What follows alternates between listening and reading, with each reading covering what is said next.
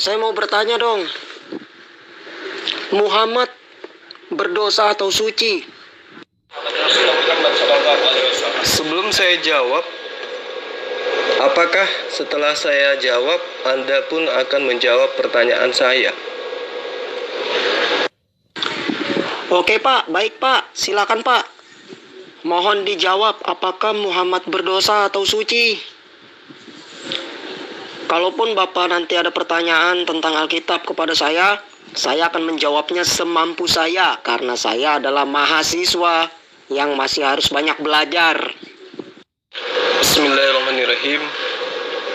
Dengan nama Allah yang Maha Pemurah lagi Maha Penyayang. Baik, ini pertanyaan yang sangat baik ya.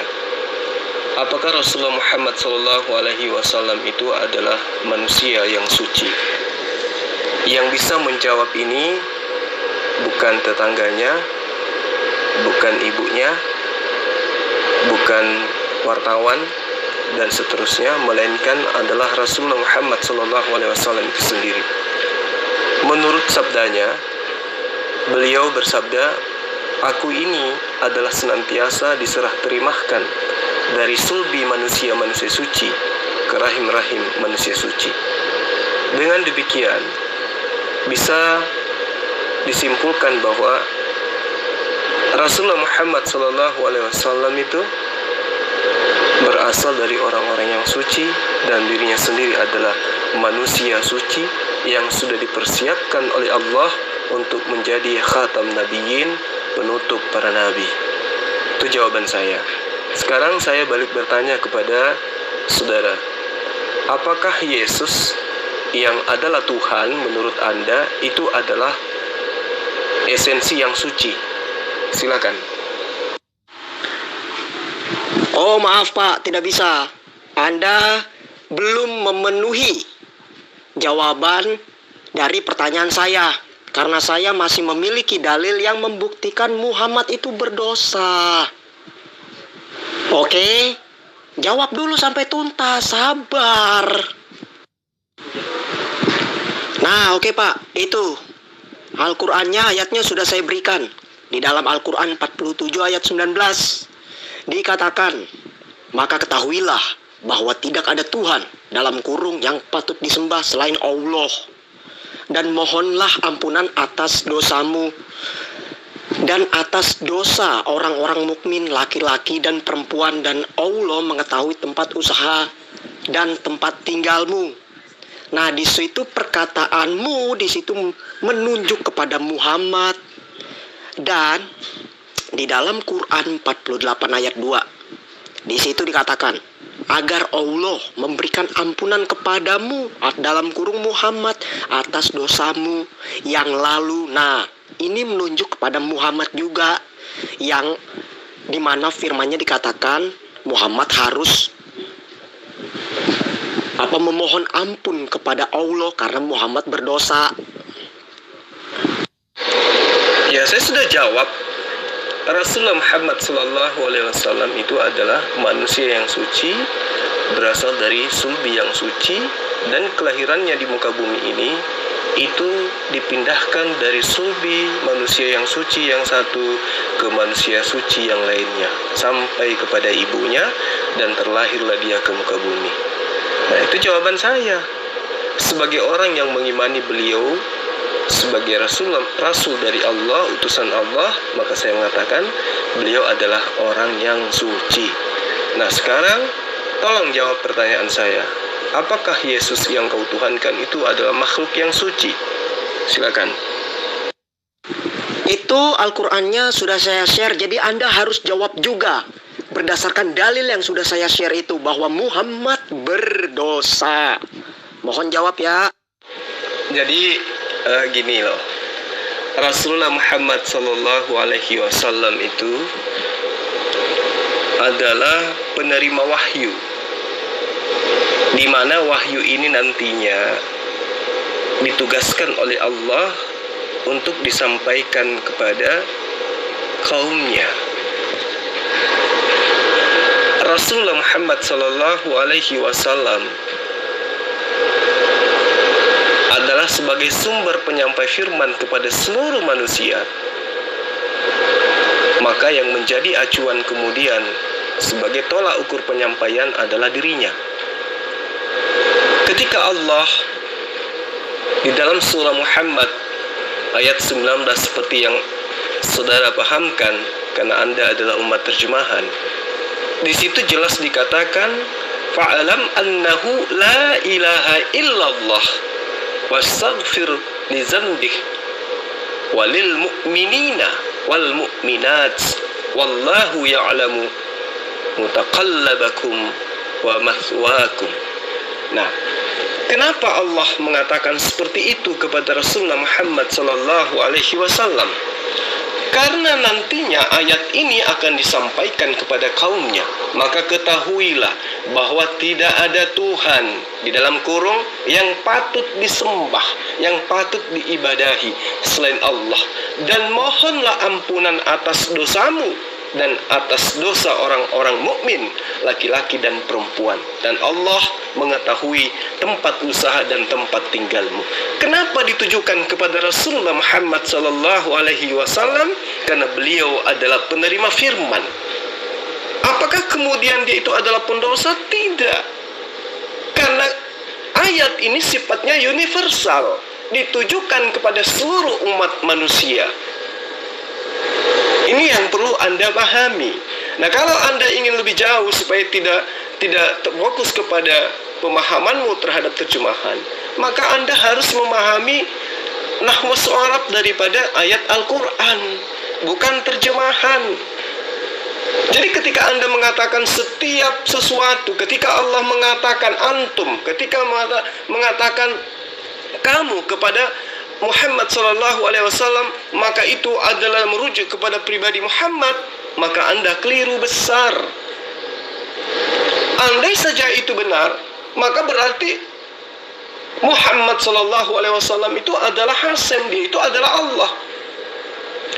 Karena Muhammad sallallahu alaihi wasallam juga mengatakan, innani ana Allah. Aku ini adalah Allah. La ilaha illa ana. Tidak ada Tuhan selain aku, kata Muhammad. Berarti kalau ayat ini kamu nisbahkan kepada Muhammad sallallahu alaihi wasallam, maka yang berkata innani ana Allah itu adalah Muhammad, maka Allah itu adalah Muhammad. Apakah demikian? Tentu tidak. Tapi bagaimana dengan umat terjemahan? Bagi umat terjemahan yang hanya memahami seperti itu, maka tentu dia akan menuhankan Muhammad sallallahu alaihi wasallam sekiranya mereka mengkitabkan kitab terjemahan Al-Quran. Itulah yang terjadi ketika mereka mengimani kitab terjemahan gospel. Ketika firman Allah dibacakan oleh Yesus, akulah Alfa dan Omega, maka sekonyong-konyong umat terjemahan menuhankan Yesus.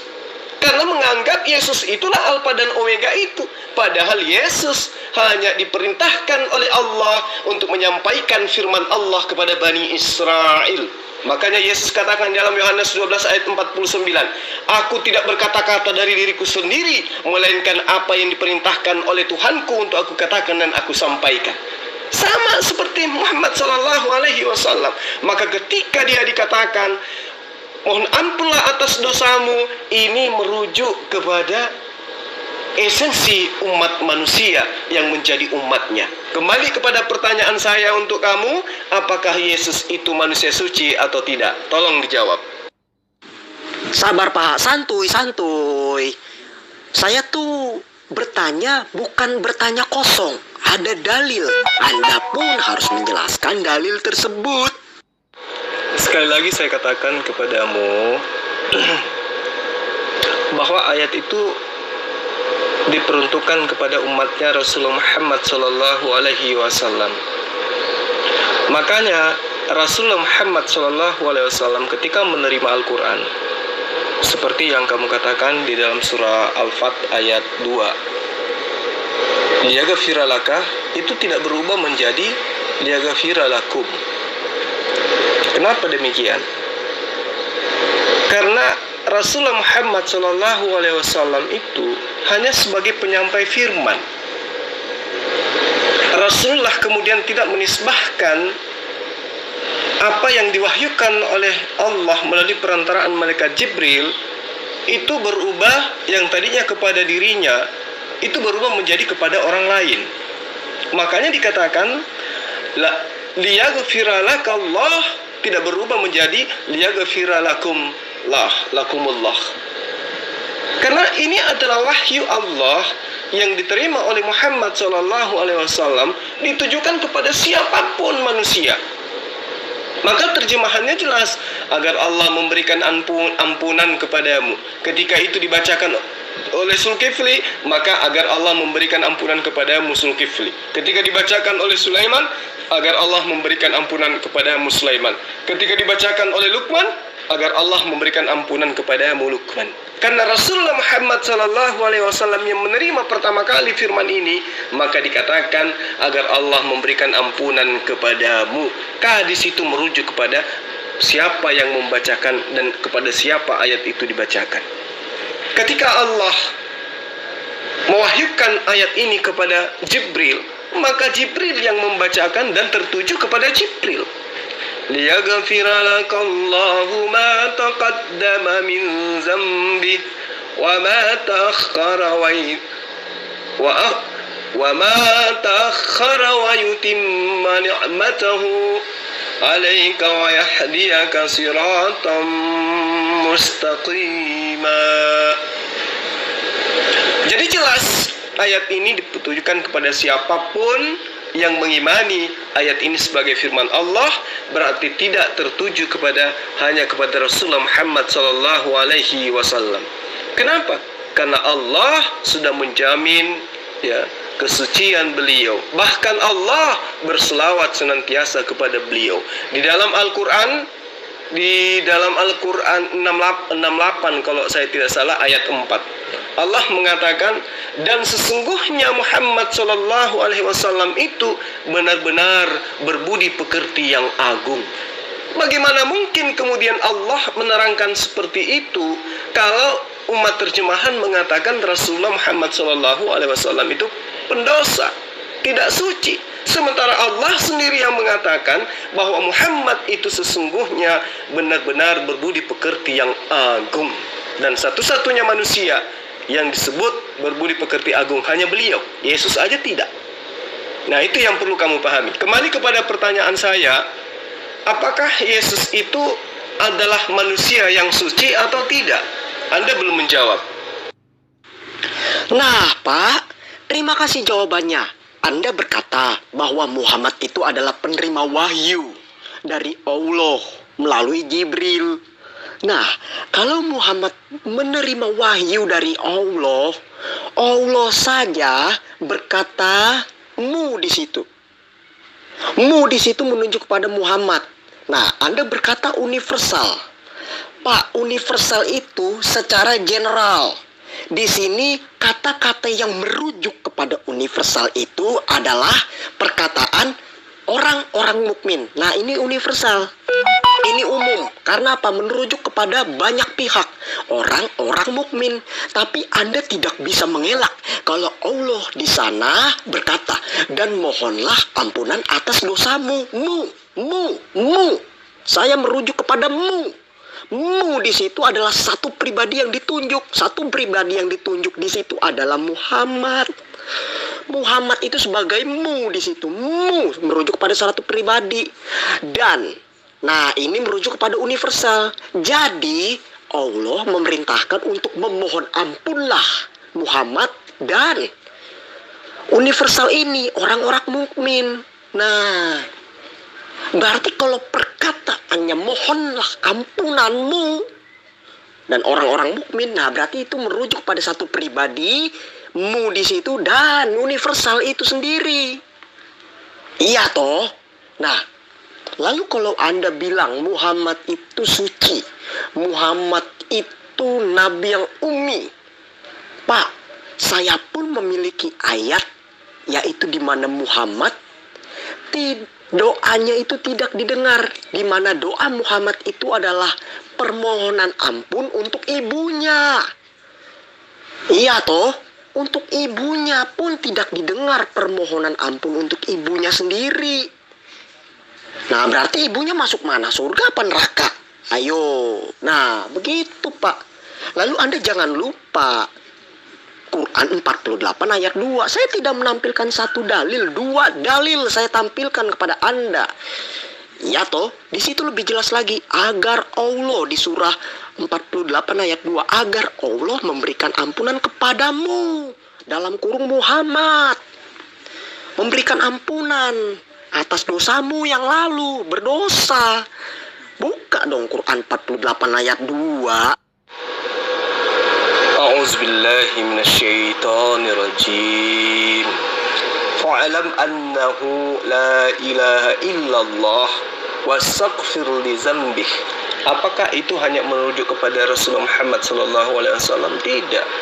Wastaghfir li dzambih itu merujuk kepada siapapun yang membaca ayat ini. Di situ merujuk kepada siapapun. Kenapa Rasulullah Muhammad sallallahu alaihi wasallam itu diperintahkan oleh Allah, mohonlah ampunan atas dosamu? Kenapa? Karena ini kelak yang akan Allah perintahkan kepada Muhammad sallallahu alaihi wasallam untuk ajarkan kepada kaumnya. Maka kepada kaumnya pun Rasulullah Muhammad sallallahu alaihi wasallam membacakan dalil ini. Wastaghfir li dzambik. Mohon ampunlah atas dosamu. Andai saja yang menerima firman ini adalah Yesus yang kau tuhankan, maka Yesus pun akan Allah katakan kepadanya, wastaghfir li dzambik. Makanya Yesus mengatakan, aku tidak dapat berbuat apa-apa dari diriku sendiri. Karena memang dia hanya penyampai firman, sama dengan Rasulullah Muhammad sallallahu alaihi wasallam. Wallahu ya'lamu mutaqallabakum wa mathwaakum. Itu yang perlu kamu pahami dengan baik. Ketika dikatakan fa'lam annahu la ilaha illallah wastaghfir li dzambih, ya, walil mu'minina, maka orang-orang yang memohon ampun atas dosanya itu pun diperintahkan untuk memohon ampunkan dosa-dosa orang-orang mukmin, baik perempuan maupun laki-laki. Ini yang perlu kamu pahami, bahwa Al-Quran itu diwahyukan untuk seluruh manusia. Nah, tidak terkecuali untuk Rasulullah Muhammad sallallahu alaihi wasallam. Sama ketika Yesus diperintahkan untuk sunat, untuk mengajarkan sunat kepada kaumnya, Yesus mempraktekkan terlebih dahulu. Jadi, dalam hal pengajaran Al-Quranul Karim yang diwahyukan oleh Allah kepada Rasulullah Muhammad SAW, itu sifatnya adalah universal. Rasulullah Muhammad SAW itu memang diperintahkan untuk memohon ampun atas dosa-dosa, atas dosanya, atas dosa orang lain. Kenapa? Karena dia adalah suri toladan. Dia harus menjadi contoh. Jika Rasulullah Muhammad SAW tidak memohon ampun atas dosanya, maka umatnya pun akan mengatakan, Rasulullah Muhammad SAW aja tidak mohon ampun atas dosanya kok. Iya dong? Makanya dikatakan atiullaha wa atiur rasul. Taatlah kepada Allah dan taatlah kepada Rasulmu. Sallu kama ra'aitumuni usalli. Berdoalah kamu sebagaimana kamu melihat aku berdoa. Jelas kan? Berarti ketika Rasulullah Muhammad SAW berdoa, memohon ampun atas dosa-dosanya, meskipun dosanya itu tidak ada, maka umatnya pun meskipun tidak melakukan dosa semisalnya, maka umatnya diperintahkan untuk memohon ampun kepada Allah. Sederhana kok. Kami melakukan apa yang dilakukan oleh Rasulullah. Tidak seperti Anda. Yesus melakukan A, Anda lakukan Z. Nah, sekarang kembali kepada pertanyaannya. Adakah Yesus itu manusia suci? Silakan Anda jawab. Di dalam Quran 48 ayat 2 itu jelas, Pak. Itu paling jelas. Lebih jelas lagi, Pak. Karena apa? Di sana dikatakan agar Allah memberikan ampunan kepadamu dalam kurung Muhammad atas dosamu yang lalu. Nah, ini nih Pak nih. Butuh penjelasan. Terserah saya, Bapak mau berkata umat terjemahan, toh saya ini orang Kristen Indonesia. Saya tidak pernah belajar bahasa Arab dan saya tidak akan pernah menjadi Islam. Jadi wajar kalau saya itu bertanya melalui bahasa Indonesia. Kalau Anda berkata umat terjemahan hanya mengandalkan terjemahan lo, memang saya mengandalkan terjemahan. Memang terjemahan itu salah. Ayo, yang menerjemahkan Al-Quran itu siapa? Pasti toh sarjana-sarjana Muslim, sarjana-sarjana Islam. Nah, kita kan tidak mungkin menganggap salah Kementerian Agama. Iya toh. Nah, begitu Pak. Nggak usah bimbang Pak. Santuy. Tadi saya sudah menjelaskan ya di atas, namun kelihatannya saudara ini tidak mendengarkan sampai tuntas. Tapi nggak apa-apa lah ya kan. Karena pijakan Anda itu kan sudah merasa lebih pintar dari saya yang paham original teks daripada Anda yang hanya berdasarkan terjemahan. Itu tugas saya sudah selesai ya. Saya sudah menerangkan kepada Anda.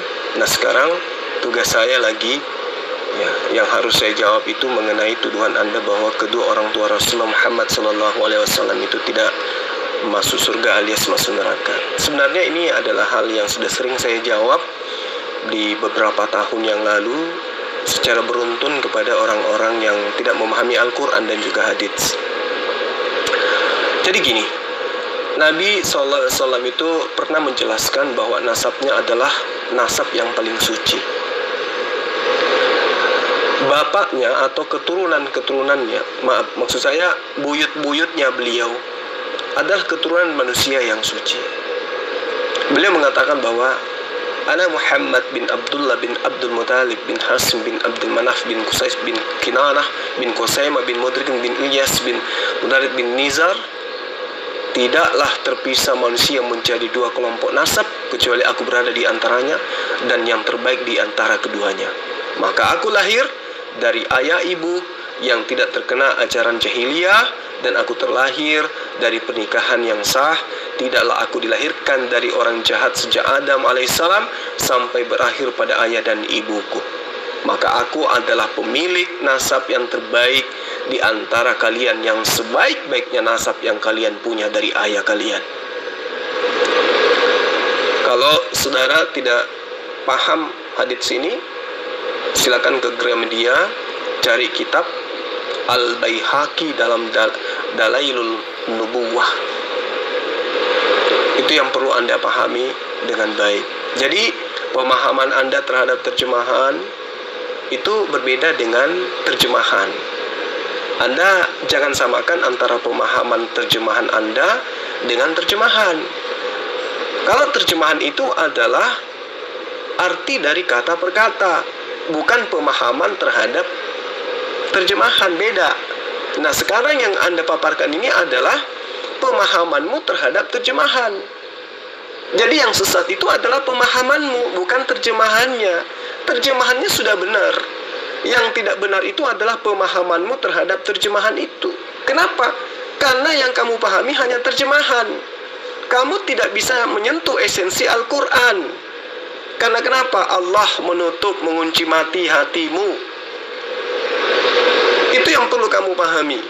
Andai saja kamu bisa memahami dengan baik, ya, maka kamu akan tersadar dan malu sendiri dengan pertanyaan kamu ini.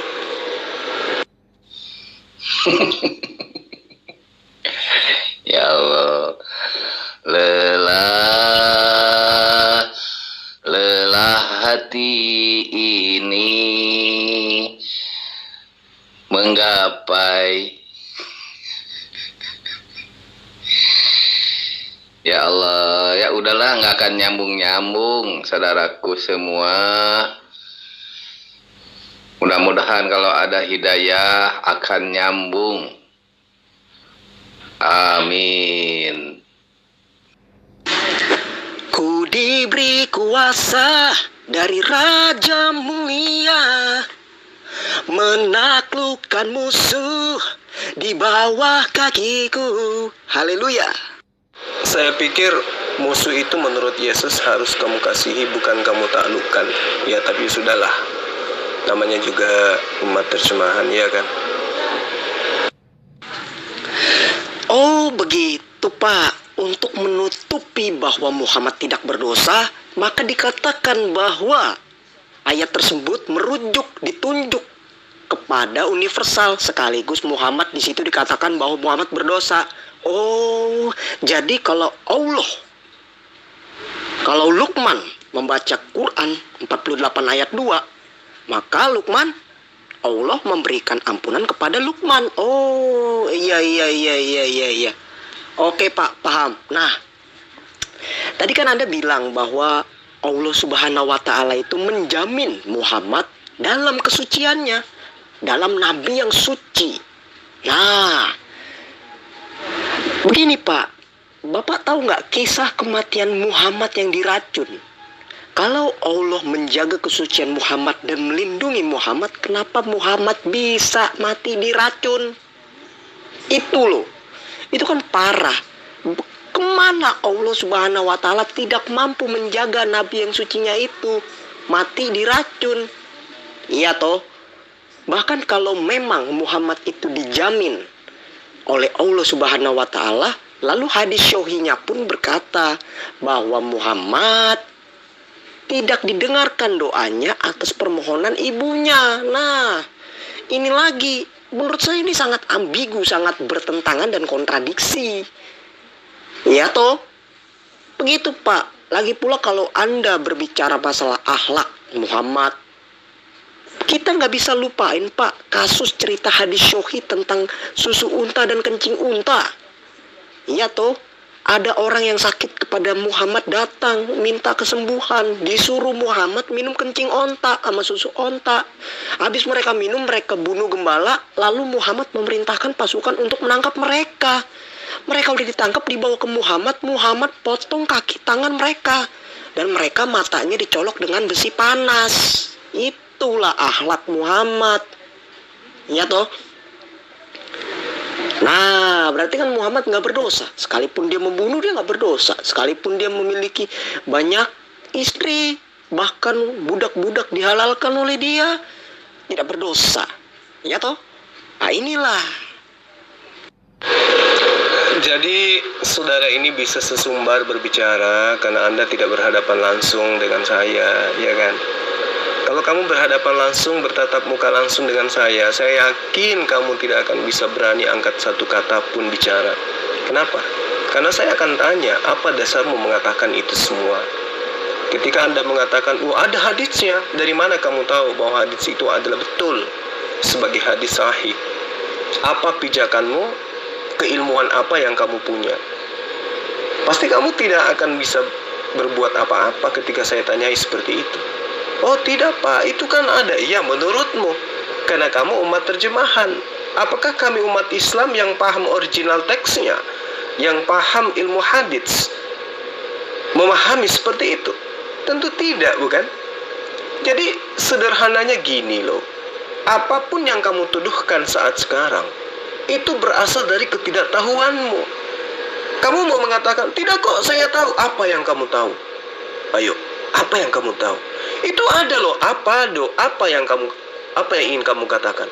Terjemahannya begini. Iya. Apakah umat Islam itu menjadi Islam karena belajar dari terjemahan? Atau umat Islam itu dari kecil memang mempelajari kitabnya? Ayo. Nah, sekarang pertanyaan sederhananya, yang mana yang tahu tentang Rasulullah Muhammad SAW? Kami yang dari kecil belajar original teksnya, atau Anda yang kuliah hanya lewat terjemahan untuk mencaci maki Rasulullah, untuk menjelek-jelekan Rasulullah? Anda kuliah mahal-mahal untuk mencari titik kelemahan yang hanya berdasar kepada terjemahan. Saya tidak perlu menanggapi apa yang kamu katakan, karena apa yang kamu katakan itu semuanya tidak benar. Saya hanya ingin mengatakan, kamu tidak tahu apa-apa. Kamu hanya umat terjemahan yang dipermainkan oleh hadis buatan orientalis barat. Itu, sekarang kamu ingin mencari celah di Al-Quran, tapi kamu hanya sampai ke terjemahan. Jadi kamu itu laksana anak TK yang baca buku kedokteran, lalu kemudian mengajak kami buka praktek, menantang kami untuk operasi jantung. Kami ini ahli prop dari segi jantung. Anda kemudian mengajak kami untuk bertanding operasi jantung, sementara Anda adalah anak TK yang baca buku sampul kedokteran, isi dalamnya Anda tidak tahu. Ya kan gitu. Ya udahlah. Kalau Muhammad itu di mata Anda, di mata orang-orang non-muslim, tidak ada baiknya. Tapi aku kagum terhadap Islam ya. Islam itu mengagungkan, memuji Nabi Isa. Tidak pernah mencela Nabi Isa. Alhamdulillah ya. Orang Islam itu mengagungkan, menyanjung Nabi Isa, Nabi Muhammad, para nabi. Dalam Islam itu semua disanjung. Tetapi kenapa? Ya tidak usah kenapalah, memang harus demikian. Nah, ini bagus nih. Anda dengan kehebatan Anda, kehebatan otak Anda memaksa untuk Yesus disangkut pautkan. Begini Pak, Yesus dan Nabi Isa itu berbeda. Itu kita pegang dulu. Itu dua pribadi yang berbeda. Isa itu menurut pandangan Islam. Iya toh, dan memiliki banyak perbedaan-perbedaan dengan Yesus. Itu bisa saya buktikan perbedaan-perbedaannya, Pak. Nah, kalau Anda berkata bahwa Yesus itu adalah Muslim, Yesus itu tidak melakukan kehendaknya sendiri, melainkan kehendak Bapa yang ditunjuk oleh Yesus di situ, Pak. Itu adalah Yahweh, bukan Allah Subhanahu wa Ta'ala. Kristen dan Yahudi tidak mengenal Allah Subhanahu wa Ta'ala. Siapa itu Allah Subhanahu wa Ta'ala, Pak? Yahudi dan Kristen tidak mengenal. Bahkan Yahudi dan Kristen tidak mengenal Allah Tauhid. Kami mengenal Allah Elohim Ehad. Allah Elohim Ehad, Elohim Ehad. Ulangan 6 ayat 4. Markus 12 ayat 29. Sorry Pak, Anda juga berkata Yesus itu adalah Muslim. Bro, Pak Zulkifli udah dibaptis belum? Kalau Yesus itu adalah Muslim, Yesus bersyahadat, Yesus dibaptis. Kenapa Muslim gak dibaptis? Iya toh? Begitu, jangan ambigu Pak. Kita gak boleh samakan persepsi Yesus dengan Al-Quran Allah Subhanahu wa Ta'ala. Yahudi dan Kristen tidak pernah mengenal Nabi di luar Arab dan Allah Subhanahu wa Ta'ala. Iya toh? Jangan disamakan. Nggak usah melebar dulu kemana-mana. Saya kembali kepada pertanyaan saya tadi. Apakah Yesus itu manusia suci? Apakah Yesus itu tidak pernah berdosa? Dia Tuhan loh. Silakan. Ya sudahlah. Memang Yesus itu adalah Tuhan. Memang sudah dinubuatkan, ya sudahlah. Memang pribadi Yesus dan pribadi Isa versi Islam itu memang pribadi yang berbeda. Dan saya bisa menunjukkan perbedaannya. Juga Kristen dan Yahudi tidak mengenal Allah Subhanahu wa Ta'ala. Ya sudahlah. Terima sajalah. Apakah Yesus itu esensi yang suci, tidak memiliki dosa? Nah, oke, terima kasih Pak atas tanggapannya dan jawabannya. Saya terima. Memang saya tidak paham dengan Al-Quran. Saya memang membacanya dari terjemahan. Memang seperti itu. Makanya saya bertanya, karena saya tidak paham ya saya bertanya. Oke toh. Nah, ini endingnya nih bagus nih. Ending yang Bapak sampaikan itu bahwa Allah Subhanahu wa Ta'ala telah mengunci hati dan pikiran saya. Nah, itu Tuhan macam apa Pak? Kok pilih kasih? Kenapa Tuhan Allah Subhanahu wa Ta'ala-nya Bapak itu tidak mau mengasihi saya? Tidak mau membuka kunci pikiran dan hati saya? Ya tuh gampang banget. Nah, berarti kan dari pernyataan Bapak ini jelas Allah Subhanahu wa Ta'ala itu hanya mengasihi orang Muslim, orang Islam. Namun untuk orang kafir, orang Kristen, Yahudi, Buddha, Hindu, semuanya di luar Islam, hatinya, pikirannya dikunci. Ya tuh. Kenapa tidak bisa mengasihi? Tuhan saya di dalam Alkitab itu mengasihi semua orang. Bahkan dia telah mati dan bangkit untuk Bapak. Lalu, Apa yang dipermasalahkan? Nah, berbeda dengan Allah Subhanahu wa Ta'ala yang telah Bapak sampaikan tadi atas argumen ending Bapak. Allah Subhanahu wa Ta'ala telah mengunci hati dan pikiran saya. Berarti Dia tidak mengasihi saya, Pak. Allah tidak mengasihi saya. Berarti Allah pilih kasih. Untuk apa Allah menciptakan saya kalau Dia tidak mengasihi saya? Itu toh. Nah, di mana kasih Allah kepada saya? Iya toh. Hati dan pikiran saya dikunci. Itu Pak. Lah, setiap saat kok Allah memberikan titik-titik di mana cahaya hidayah itu harusnya datang padamu. Tapi kan kamu yang menutup diri. Bukti hidayah itu datang kepadamu.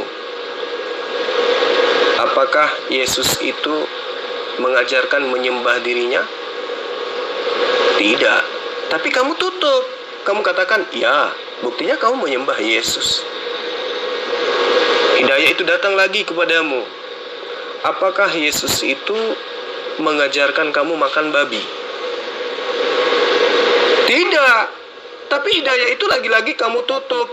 Kamu mengatakan, ya, babi itu nikmat untuk dimakan. Apakah Yesus pernah mengajarkan bahwa dirinya itu adalah satu-satunya Allah yang benar? Tidak.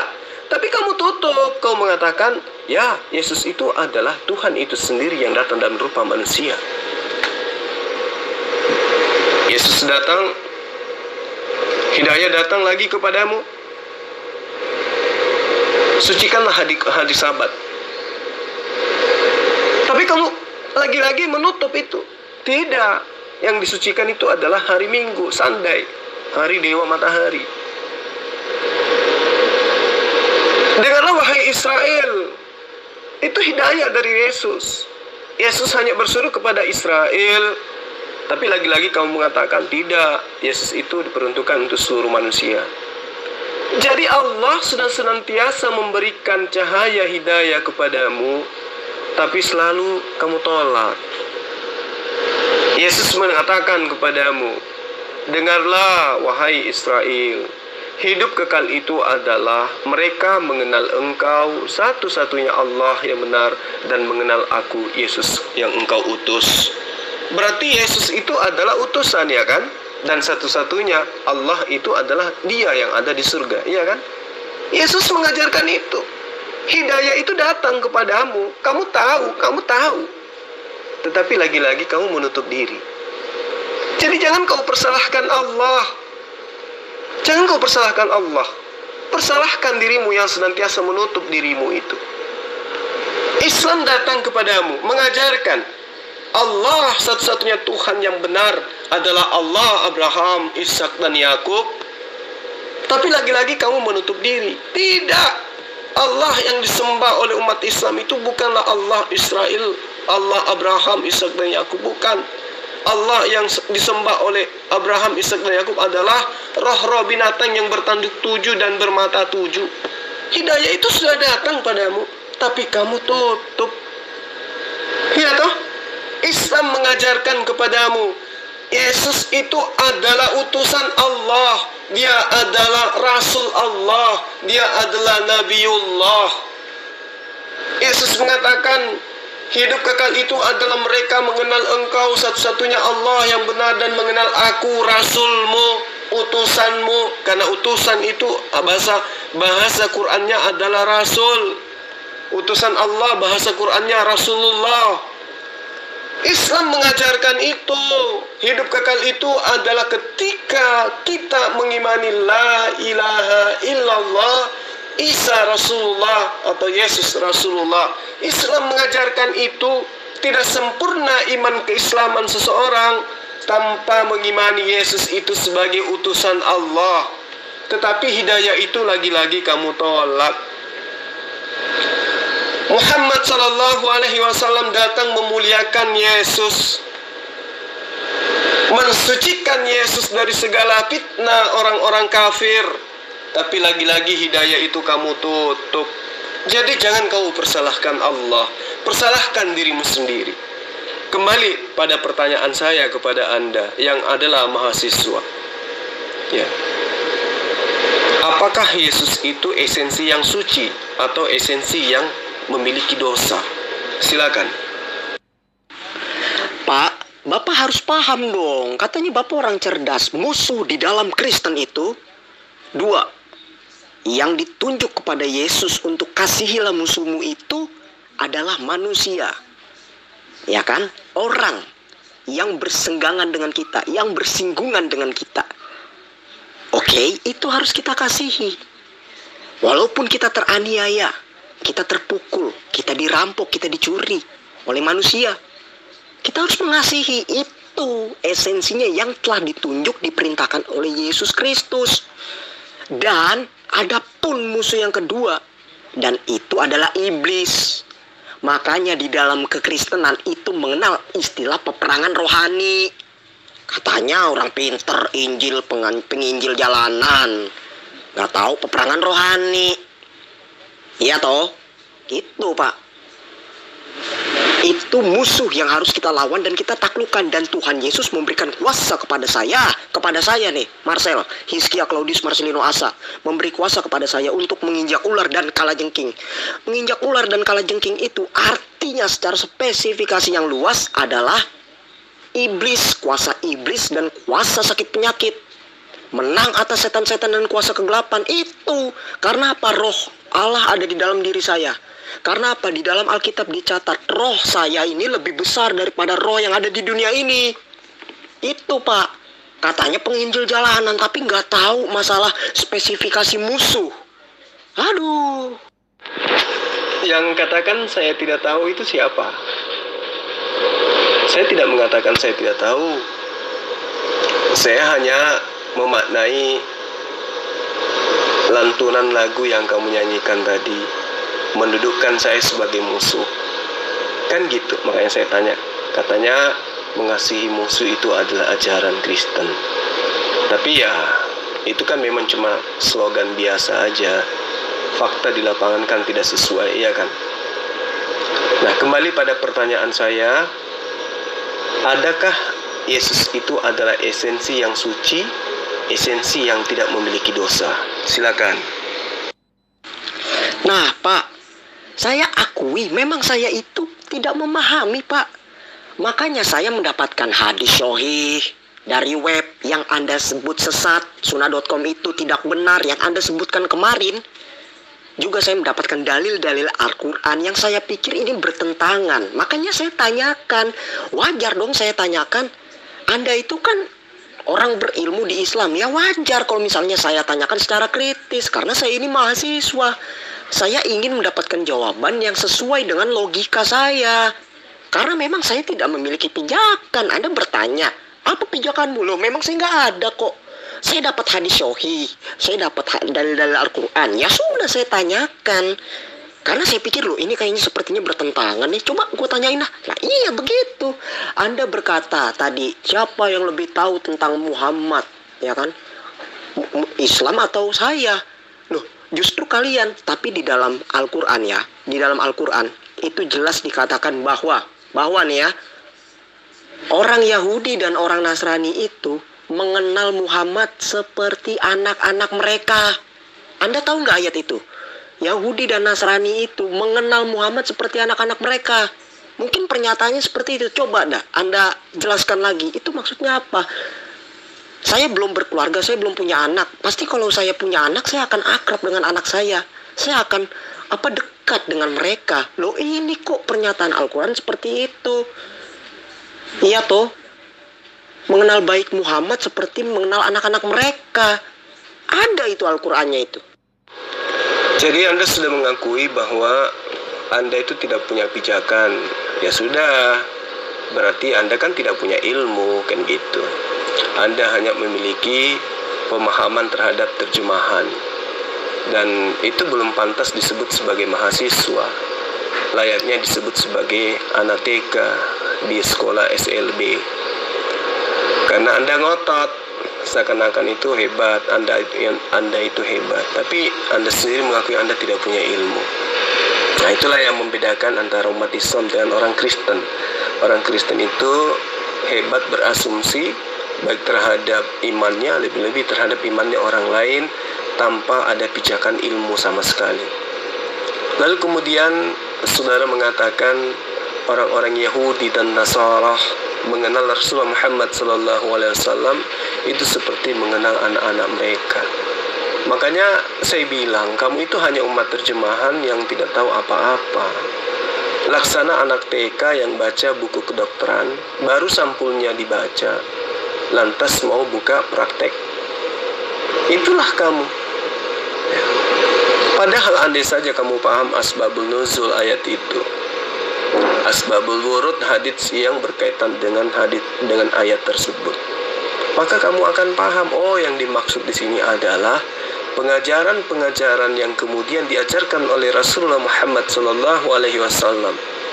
Itu adalah pengajaran-pengajaran yang sudah ada diajarkan sebelumnya, namun belum disempurnakan.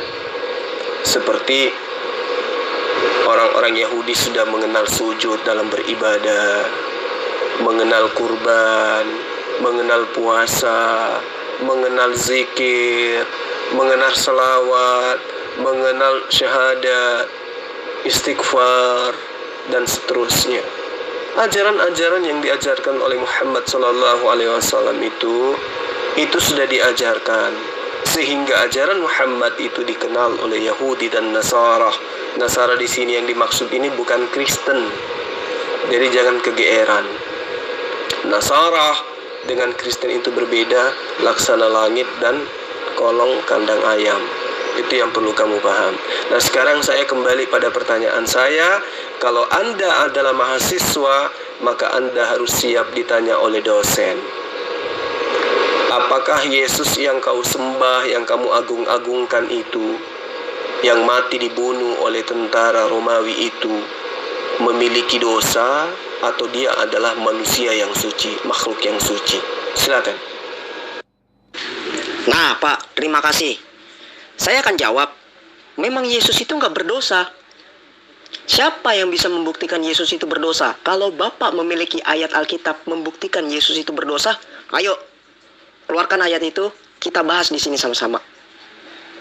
Karena apa? Yesus yang saya percaya, yang kami percaya, itu telah dinubuatkan oleh para nabi. Oke? Oleh para nabi loh. Di zaman yang berbeda-beda, oleh para nabi loh. Di zaman yang berbeda-beda, ingat, mereka menubuatkan satu pribadi, yaitu Yesus. Satu, yaitu Musa, menubuatkan Yesus Kristus. Dua, cerita Abraham, menubuatkan Yesus Kristus. Ketiga, Nabi Yesaya. Ketiga, tertulis di dalam kitab Mika. Keempat, nubuatan Raja Daud. Banyak, Pak. Dan itu di zaman yang berbeda-beda. Bayangkan, di zaman yang berbeda-beda, oleh para nabi menubuatkan satu pribadi, yaitu Yesus Kristus. Dan di dalam kitab Yesaya, Nabi Yesaya itu jelas berkata, Allah yang perkasa. Sebab seorang anak telah lahir bagi kita, seorang putra telah diberikan bagi kita, lambang pemerintahan ada di atas bahunya, dan namanya akan disebutkan orang yang ajaib, penasehat yang ajaib, Allah yang perkasa. Allah yang perkasa. Itu nubuatan nabi loh. Mengakui Yesus adalah Allah, Allah yang perkasa. Itu, Pak. Berarti dia itu Tuhan, Allah yang perkasa. Nah, itu pun diakui lagi oleh Rasul Yohanes. Sebelum Tuhan Yesus lahir, Yohanes sudah lahir duluan. Di dalam Yohanes 1 ayat 1, iya toh, pada mulanya adalah firman. Firman itu bersama-sama dengan Allah. Buka Kejadian 1 ayat 1, kan kelar. Iya toh, roh Allah, ada Allah, roh Allah, dan firman Allah. Yesus sudah ada sejak dunia ini, sebelum dunia ini dijadikan. Makanya Yesus berkata, sebelum Abraham ada, sebelum Abraham jadi, aku sudah ada. Kelar. Iya toh.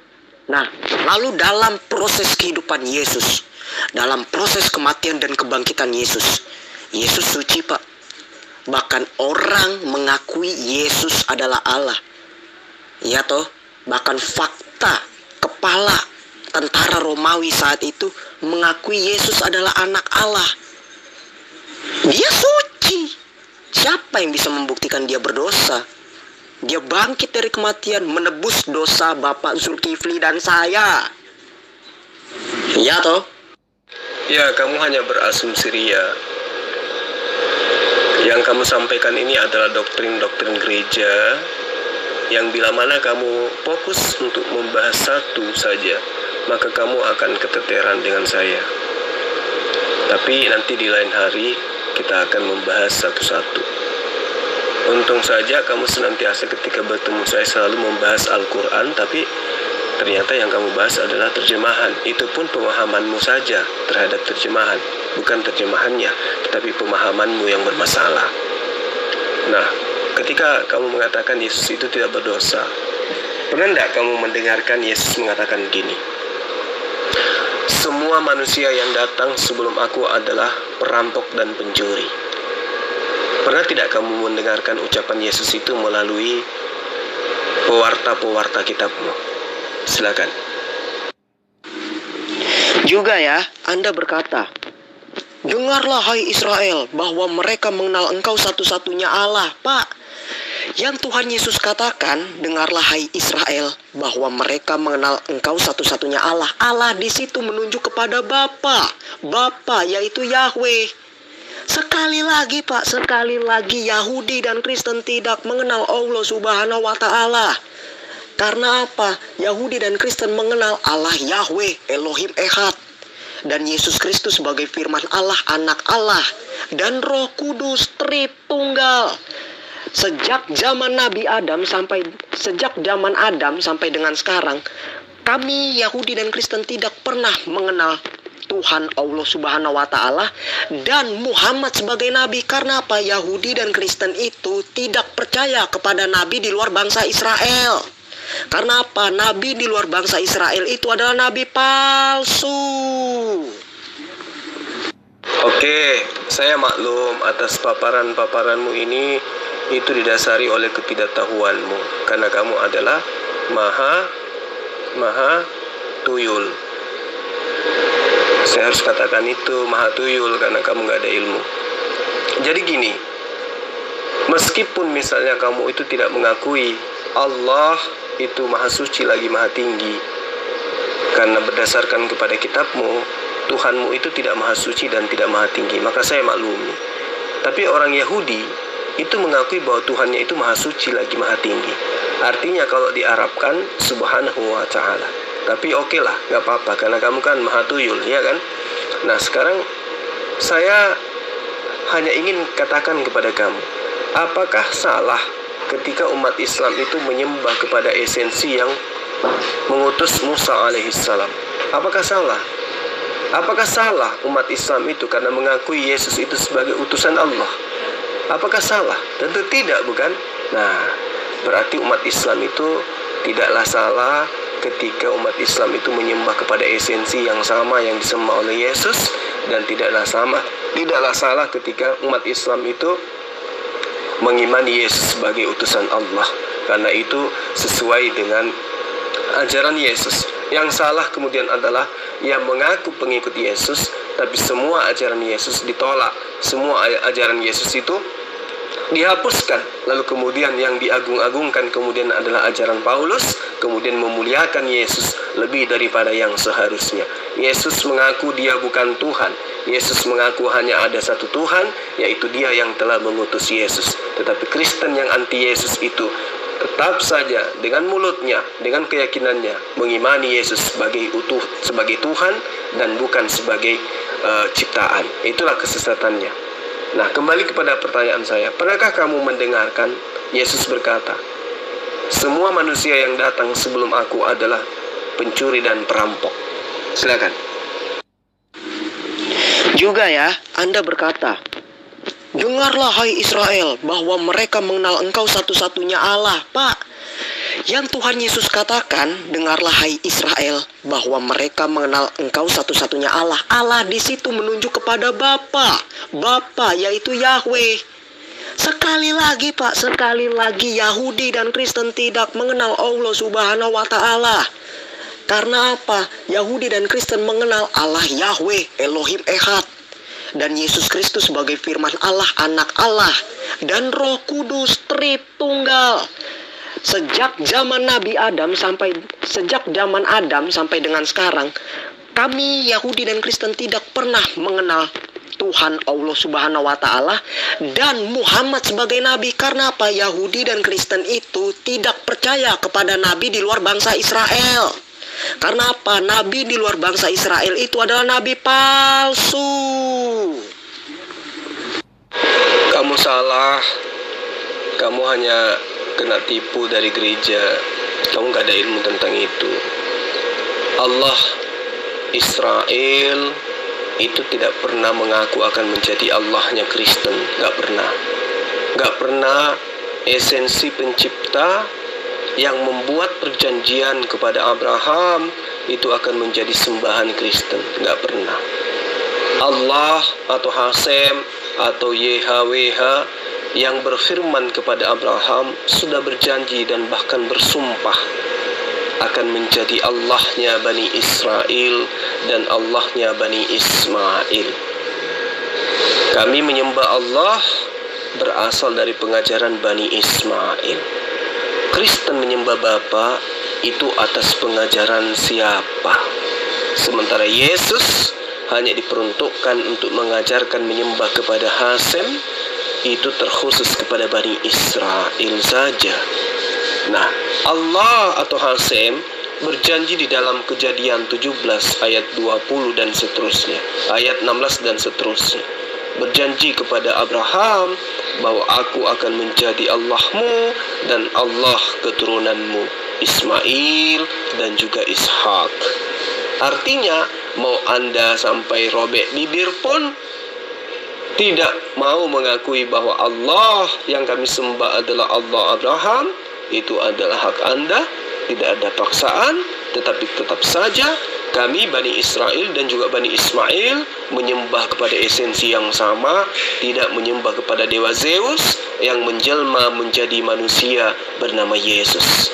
Itu yang perlu Anda pahami dengan baik. Pertanyaan saya, pernahkah kamu mendengarkan Yesus berkata, semua orang yang datang sebelum aku adalah pencuri dan perampok? Ini Anda belum jawab. Anda juga berkata poin yang selanjutnya, Allah Abraham, Ishak dan Yakub. Ini Anda sangkut pautkan lagi kepada Allah Subhanahu wa Ta'ala. Aduh Pak, sekali lagi saya katakan, Allah Abraham, Ishak dan Yakub adalah mereka menyembah kepada Allah Yahweh. Bahkan Yakub itu bergulat dengan Allah. Artinya apa? Allah pun pernah memberikan penampakan kepada Yakub muka dengan muka dalam rupa manusia. Buktinya dia bergulat dengan Allah. Aduh Pak, sekali lagi kami tidak mengenal Allah Subhanahu wa Ta'ala. Kami mengenal Yahweh. Yahudi mengenal Yahweh, dan Yahudi, kami juga Kristen tidak mengenal Nabi di luar bangsa Israel. Jelas, jadi siapa yang disembah oleh Abraham, Ishak dan Yakub? Itu adalah Yahweh Pak. Allah Yahweh, bukan Allah Subhanahu wa Ta'ala yang digaung-gaungkan oleh Muhammad di Arab. Jadi yang perlu Anda pahami di sini adalah Kristen itu bukan berasal dari pengajaran nabi-nabi Bani Israel. Kristen itu adalah sebuah agama yang konsep imannya bersumber daripada pengajaran pagan Romawi dan Yunani yang kemudian memfusi masuk dalam pengajaran nabi-nabi Israel dengan cara membajak terjemahan kitab mereka. Itu yang perlu kamu pahami. Makanya sampai hari ini Bani Israel itu tidak pernah, Yahudi atau Yudaism itu tidak pernah mengakui Yesus itu sebagai Tuhan. Bahkan sebagai Nabi pun tidak. Nah, kamu menolak bahwa Islam itu menyembah kepada esensi yang sama yang disembah oleh Abraham, Ishak dan Yakub. Ya, itu hak Anda karena Anda adalah kufur. Tetapi Anda coba lihat di dalam kitab Kejadian, khususnya kepada kitab Kejadian 17. Kitab yang kalian bajak dari agama lain, yaitu agama saudara kami Bani Ishak. Di dalam ayat itu dikatakan, aku akan membuat engkau beranak cucu yang sangat banyak, wahai Abraham. Engkau akan kubuat menjadi bangsa-bangsa daripadamu, akan berasal raja-raja, wahai Abraham. Aku akan mengadakan perjanjian antara aku dan engkau serta keturunanmu turun-temurun, sebagai perjanjian yang kekal. Apa itu? Aku akan menjadi Allahmu dan aku akan menjadi Allah keturunanmu. Ini janji Allah. Jadi keturunan Ismail itu akan menjadikan Allah Abraham itu sebagai Allahnya. Kalau tidak, kamu menolak umat Islam yang berasal dari Bani Abraham, menyembah kepada Allah yang sama, yang berfirman kepada Abraham, Ishak dan Yakub, berarti kamu mengatakan Allah Abraham itu bohong. Berarti kamu mengatakan apa yang dinubuatkan oleh Allah Abraham, bahwa keturunan Ismail akan menjadikan Allah, menjadikan dirinya sebagai Allah, menjadikan dirinya sebagai sembahan, maka engkau dengan secara langsung menuduh Allah Abraham itu pendusta.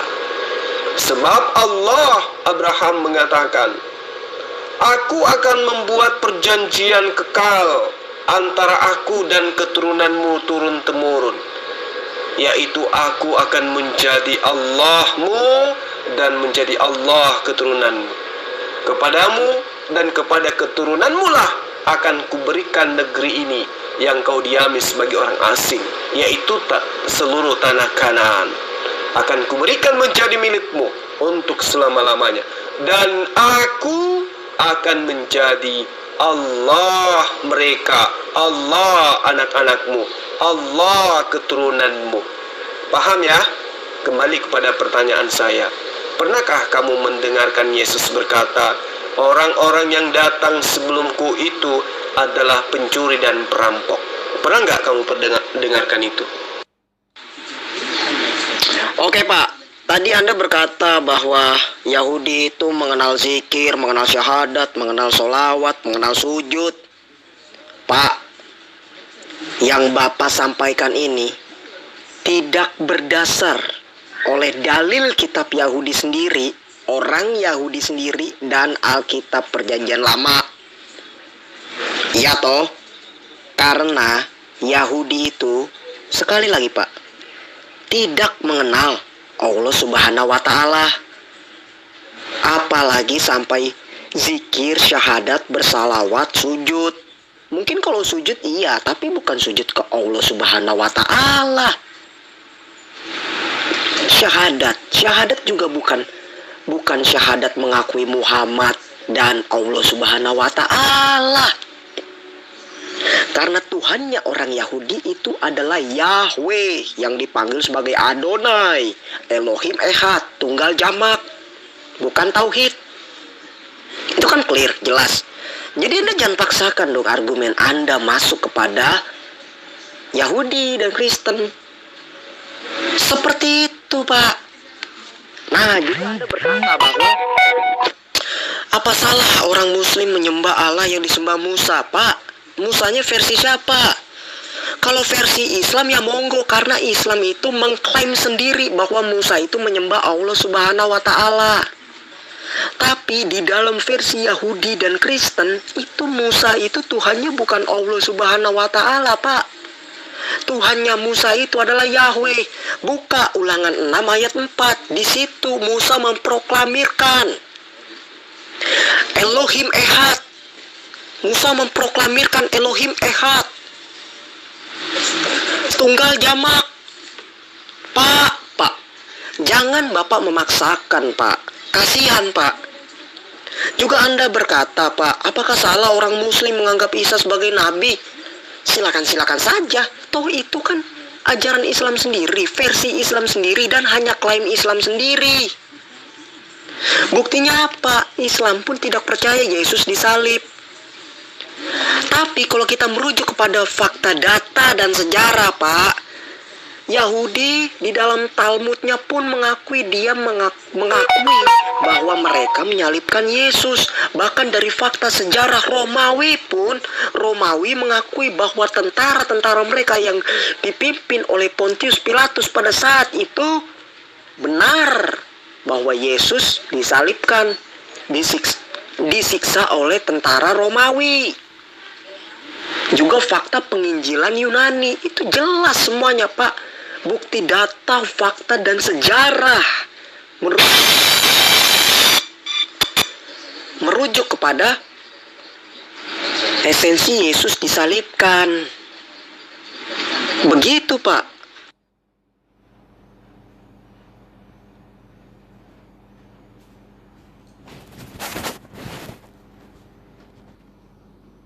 Kamu jangan menggurui saya tentang itu.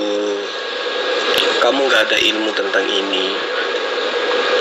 Ya, kitab Kejadian 17 itu membuktikan kalau kami secara turun-temurun menyembah kepada Allah yang sama yang disembah oleh Bani Israel. Kamu mau menerima, alhamdulillah. Tidak menerima, ya astagfirullah. Itu tidak ada paksaan, iya kan? Kemudian saudara mengatakan Yahudi itu tidak mengenal Allah, Yahudi itu tidak mengenal syariat, Yahudi itu tidak mengenal sholat, sujud, puasa, dan seterusnya. Jangan Yahudi deh, Yesus yang kau sembah aja itu membuktikan bahwa mereka melakukan ritual yang sama seperti yang kami lakukan. Makanya saya katakan Yahudi dan Nasara itu mengenal Muhammad SAW sama seperti mereka mengenal anaknya sendiri. Yesus mengajarkan umatnya bersyahadat, jelas dikatakan di dalam Yohanes 17 ayat 3. Yesus mengajarkan Bani Israel sholat dan bertaubat, jelas dikatakan dalam Matius 4 ayat 17. Yesus mengajarkan kepada Bani Israel, bukan kepada Kristen, untuk sunat di dalam Lukas 2 ayat 21. Yesus mengajarkan Bani Israel, bukan Kristen, untuk berpuasa, itu di dalam Matius 4 dan Matius 6 ayat 16. Kemudian Yesus mengajarkan untuk berbuat baik, mencari amal kebaikan, melaksanakan amal kebajikan. Yesus ajarkan itu kepada Bani Israel, bukan kepada orang Kristen. Tertulis di Matius 5 ayat 39. Seingat saya sudah pernah mengajarkan kamu ini. Ya, atau gini aja deh, kamu berhenti aja kuliah, biar saya ngajarkan kamu. Ajarkan tentang Quran, ajarkan tentang hadits, dan mengajarkan tentang ajaran Yesus. Kalau bisa, daripada kamu selamanya menjadi mahatuyul, bukan mahasiswa tapi mahatuyul menurut saya. Yesus mengajarkan wanita Bani Israel untuk memakai jilbab. Itu ada di dalam kitab. Yesus mengajarkan di dalam di dalam Matius 27 ayat 59 bagaimana orang mati itu dikafani. Kemudian Bani Israel mengajarkan bersuci atau wudhu. Itu jelas di Keluaran 40 ayat 31 sampai ayat 32. Jadi Rasulullah Muhammad SAW itu dikenal karena ajarannya sama seperti Bani Israel. Bagaimana dengan Kristen? Kristen ajarannya sama dengan pagan Romawi, Yunani, dan juga pagan Mesir, pagan India. Sama, meyakini Apollo datang dalam rupa manusia bernama Plato. Nah, itulah Kristen. Ajaran pagan yang membungkus diri dengan menggunakan terjemahan kitabnya orang lain, menggunakan terjemahan kitabnya agama lain. Kan malu harusnya kamu itu, bukan malah petantang petenteng. Nah, sekarang kembali kepada pertanyaan saya, apakah kamu pernah mendengarkan Yesus berkata, semua manusia yang ada sebelum aku tercipta itu adalah pencuri dan perampok? Ya, saya nggak peduli, Pak, argumen Bapak, penilaian Bapak kepada saya itu seperti apa. Yang jelas saya di sini bertanya kepada Bapak dan ingin mendapatkan jawaban yang dapat diterima oleh logika.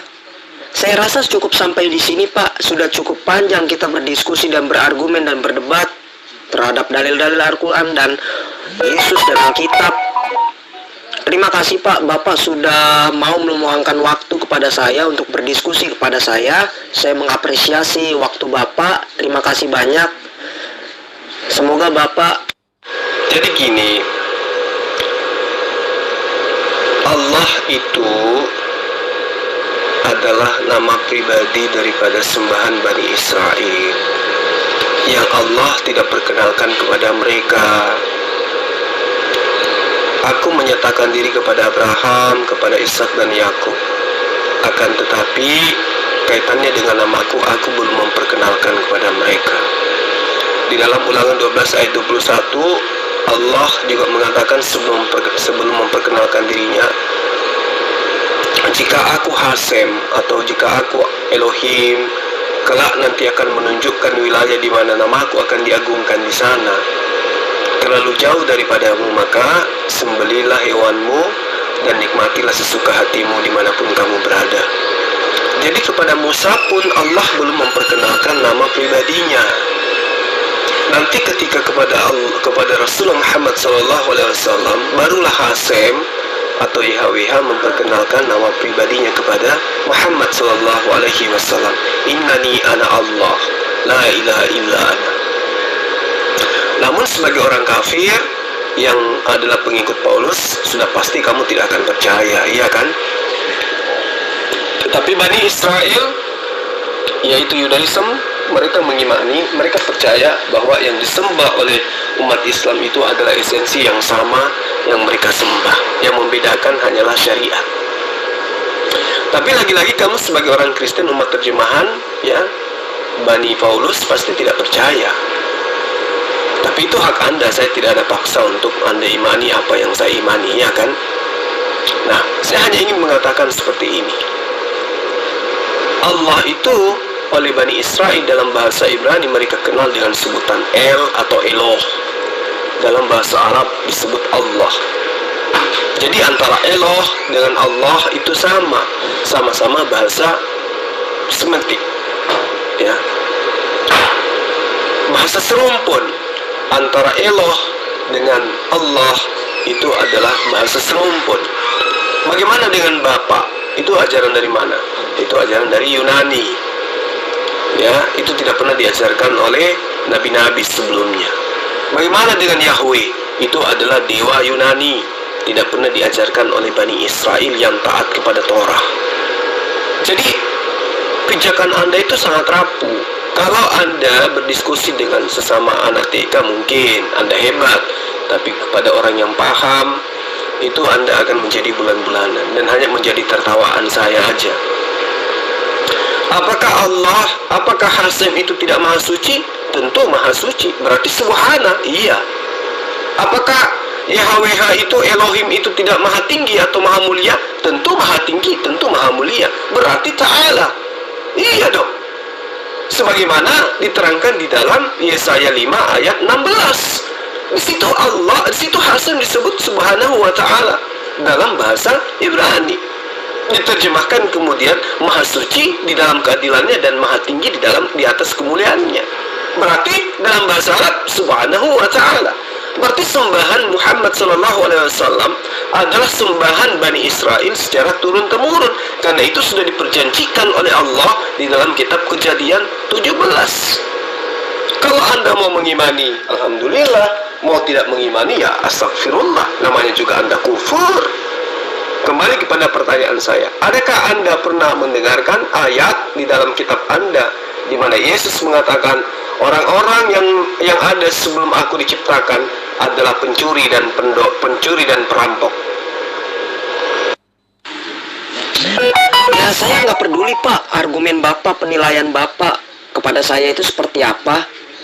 Yang jelas saya di sini bertanya kepada Bapak dan ingin mendapatkan jawaban yang dapat diterima oleh logika.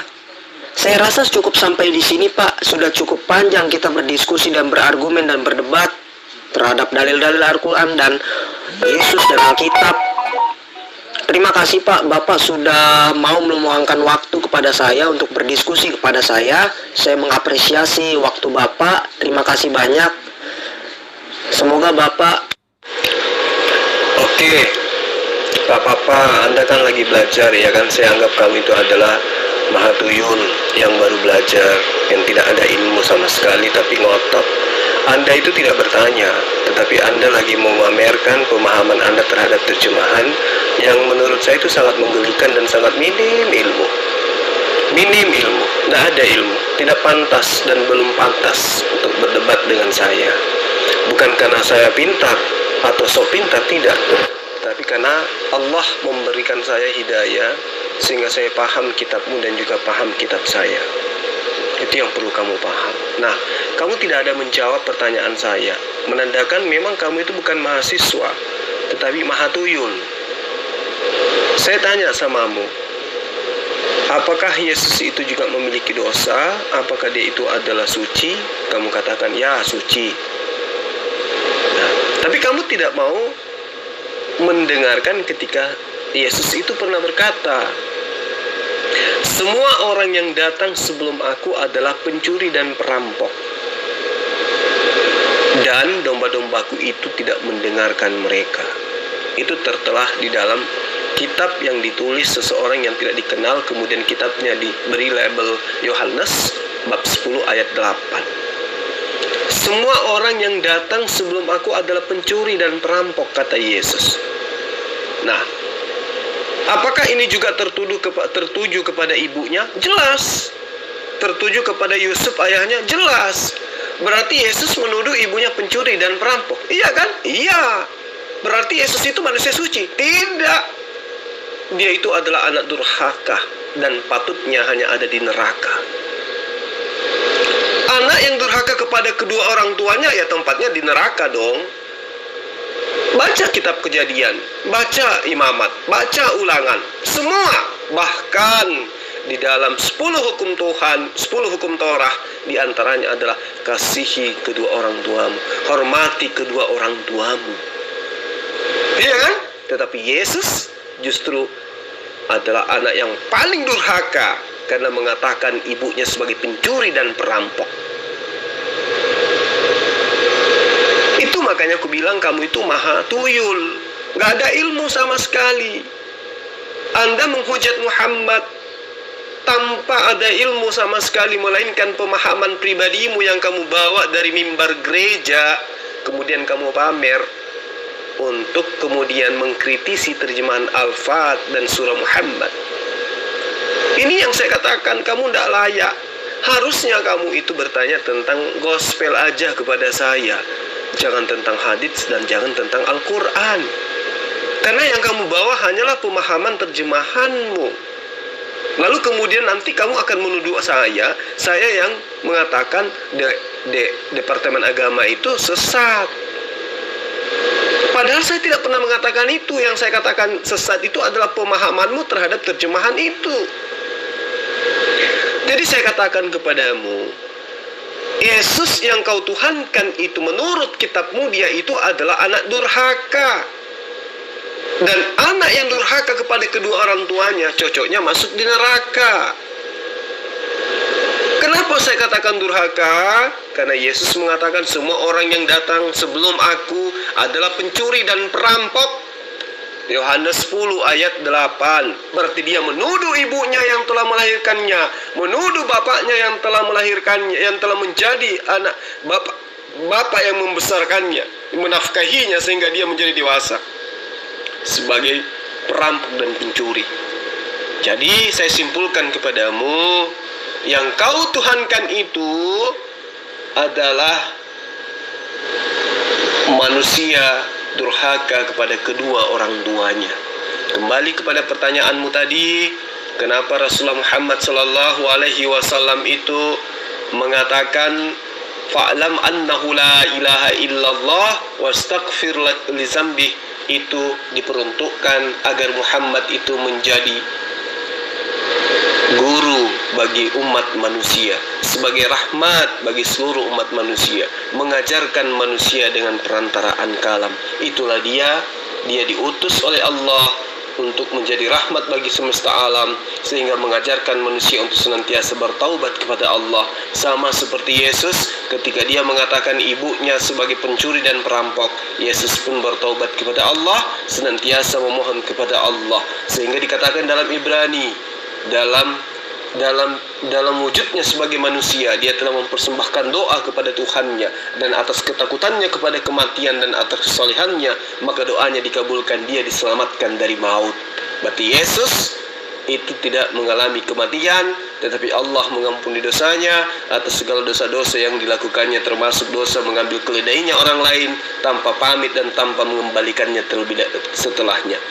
Saya kira seperti itu ya.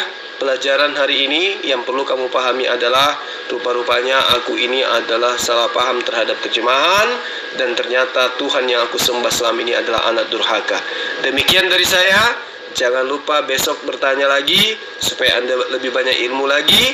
Akhir kalam dari saya, salam satu Tuhan. Assalamualaikum warahmatullahi wabarakatuh.